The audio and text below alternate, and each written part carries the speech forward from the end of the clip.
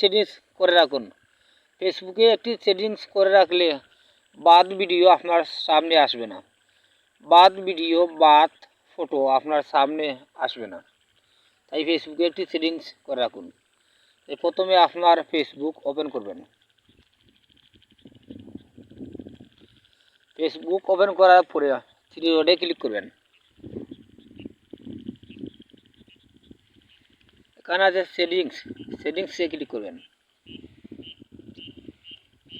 আর একবার সেটিংসে ক্লিক করবেন।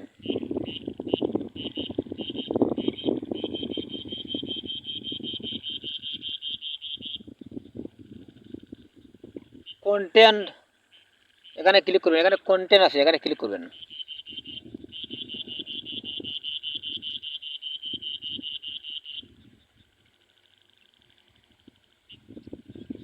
এখানে আছে সংবেদনশীল, এখানে ক্লিক করবেন।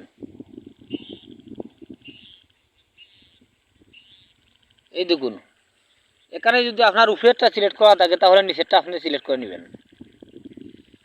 এই নিচের অপশন সিলেক্ট করে আপনি সেভ করে নেবেন। এই অপশন সিলেক্ট করে সেভ করে নিলে বাদ ভিডিও বা ফটো আপনার সামনে চলে আসবে না।